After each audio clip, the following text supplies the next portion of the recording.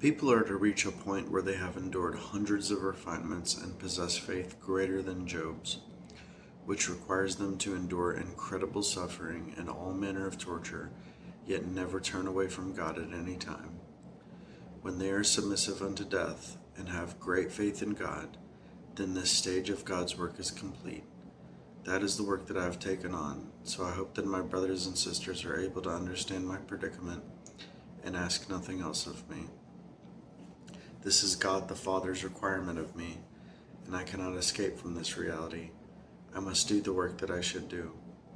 I hope only that you do not employ forced arguments and perverted logic, that you are more insightful and do not view matters too simply.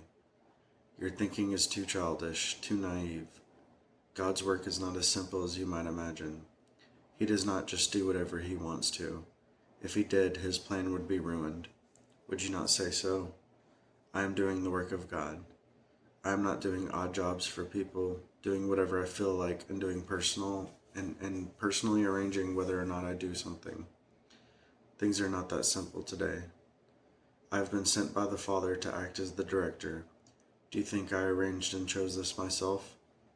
The ideas of man are often inclined to disrupt God's work, which is why, after I work for a period of time, there are many requests from people that I am not able to fulfill, and people change their minds about me. You should all be clear about these ideas of yours. I'm not going to bring them up individually. I can only explain the work I do. My feelings are not hurt by this at all. Once you have understood that, you can view it however you like. I will not raise any objections because this is how God works. I'm not obliged to explain it at all. I've just come to perform the work of words, to work and to allow this drama to play out through the direction of words. I need speak of nothing else, nor could I do anything else. I have explained everything I have to say. I care not what you think, and it does not matter to me. But I would still like to remind you that God's work is not as simple as you imagine it to be.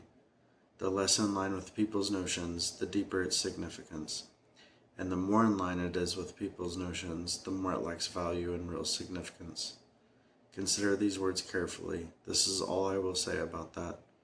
You yourselves can analyze the rest on your own. I will not explain it. Amen. Having faith greater than Job's, when we live in a world that is governed by science, and science is unable to prove the existence of God. It's unable to disprove the existence of God. It's unable to find God or the source of life. It's unable to solve corruption. But it is the explanation for the material world as we know it today. And it's very compelling. And so I can see why God would say we have to have faith greater than Job's. Because the atheists I speak to are very smart, very logical, very rational. They're high caliber. They're intellectuals. And so we must have faith greater than Job's, because the arguments against our faith are very strong. And the arguments that we propose in defense of our faith are not very strong, really, and not very convincing, not very compelling, at least not to them. To us, we're convinced. To us, we're compelled to believe. We feel obligated to do our duties for the Creator, and, we believe in God's words, but, the atheists, they're not convinced. And they're not convinced God is righteous. And, the atrocities committed in the Bible, for example, how do we reconcile God's righteousness with those atrocities, right? I don't know if I'm using that word correctly, reconcile. Anyways, how do we justify God's actions? And, I would say it's just trusting that God knows what's best and he only has done what is absolutely necessary. As God said, he does not do whatever he wishes. For if he were to do whatever he wants, God's management plan would be ruined. So God does not do whatever he wants. He only does what is absolutely necessary. So keeping that in mind, a lot of all of the atrocities committed in the Bible were things God did not want to do, but deemed necessary, right? So I suppose that's how we justify his actions, right? I'm always on the defense of God because I know he's righteous. I mean, I know good is more powerful than evil. I know good dominates this universe. And I know righteousness dominates this universe. It just is in line with reality. It just makes sense. Because, if righteousness did not dominate this universe, our suffering would be far greater. We wouldn't have the blessings we have. We wouldn't be able to learn from the suffering we endure. We wouldn't have explanations for suffering. We wouldn't have the truth of God's words. We wouldn't have an avenue for getting to know the Creator. We wouldn't have love. We would only have hatred, and we would have gone extinct long ago if righteousness did not dominate this universe. And even if we didn't go extinct, we would just be in hell. We would just live out and I suppose a lot of atheists can't really fathom hell because they say we're already in hell, and it's like, I suppose as smart as a lot of atheists are, if they can't fathom hell, I mean, they shouldn't be conclusive. They shouldn't say, oh, well, we're already in hell, because it's like, try to fathom hell.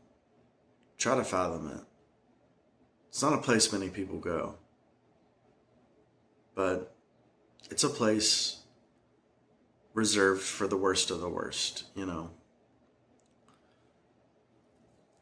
God gives chance after chance to every single individual, and he never gives up on any individual until that person's final breath.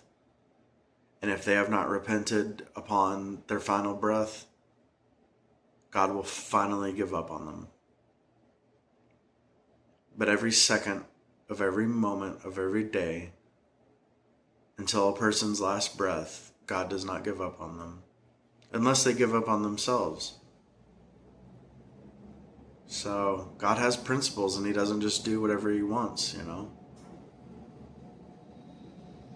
If he could have it his way, he would just take us all to heaven, But his principles dictate his actions. He really is. On one hand, he's liberated in his work, and on the other hand, he is confined by his principles. He's liberated in the sense that he dominates the universe, and he can arrange any one thing